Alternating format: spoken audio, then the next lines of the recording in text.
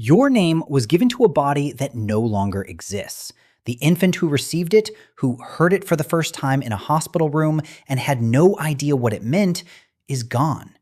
Every cell that built that body has been replaced. The bones, the skin, the blood, all of it cycled out and rebuilt so many times over that nothing physical connects you to the moment you were named. You kept the name. Everything else left. Most people spend their entire lives assuming there is a fixed self behind that name, something stable, something that has been there the whole time, accumulating experience, carrying the story forward. What if there isn't? Not as a philosophical question, as a biological and neurological fact that science has spent the last 40 years quietly assembling the evidence for. The idea that the body replaces itself is something most people have heard in passing. You may know that your skin renews every few weeks, that your skeleton takes around a decade, and both of those things are roughly true. But the full picture is more complicated than the version most people carry around. Different cells replace at completely different rates. The lining of your stomach turns over every 5 days.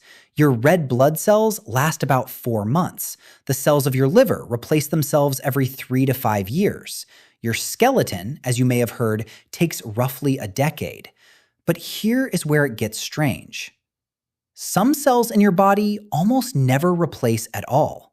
The neurons in your cerebral cortex, the specific cells responsible for your thoughts, your memories, your continuous sense of being you, most of them were formed before you were born.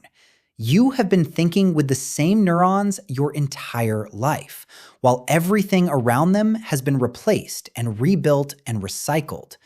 Those cells have remained, carrying every experience you have ever had, holding the shape of who you are. Which means you are a paradox, almost entirely new matter organized around an almost entirely original mind.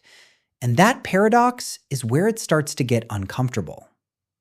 In the 1980s, a British philosopher named Derek Parfit at Oxford University began working on a problem that most of his colleagues considered either obvious or unanswerable.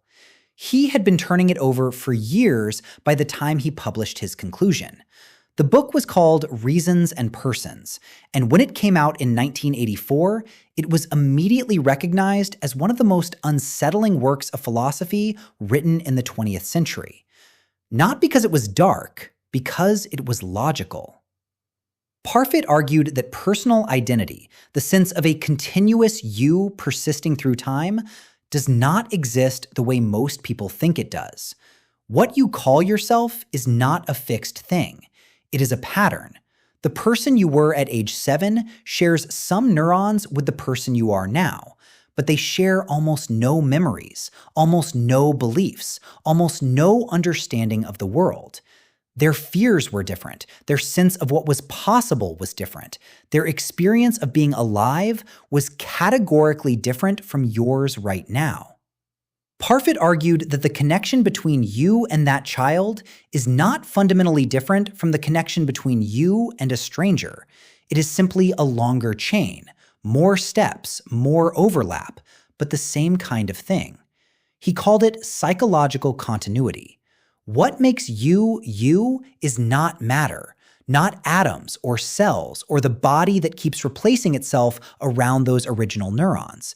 It is the overlapping chain of memories, intentions, and experiences connecting each version of you to the next, like a rope made of overlapping threads. No single thread runs the full length, but the rope holds together. Until something begins to fray it. And here is what Parfit did not fully account for. Here is the part that changes everything. Memory is not a recording. Every time you remember something, you are not replaying a file stored somewhere inside those original neurons. You are rebuilding it, reconstructing it from fragments, and every single time you reconstruct it, you change it slightly before storing it again. The neuroscience of this is now well established. It is called memory reconsolidation. In 2000, neuroscientist Kareem Nader at McGill University demonstrated something that contradicted decades of assumption about how memory works. He showed that the very act of remembering destabilizes the memory itself, makes it temporarily vulnerable, malleable, before it is stored again. It can be altered, and it usually is, slightly, invisibly, without your awareness, Not dramatically. or consent. Not all at once, but incrementally, over years and decades of remembering. A memory can drift so far from its original form that what you are actually remembering is not what happened. It is the last time you remembered it, which was itself a reconstruction of the time before that. The story you tell yourself about your own life is not an archive. It is a manuscript that has been quietly edited thousands of times by an author who cannot remember the previous draft. Which means the rope Parfit described, the psychological continuity holding you together across time, is not made of memories.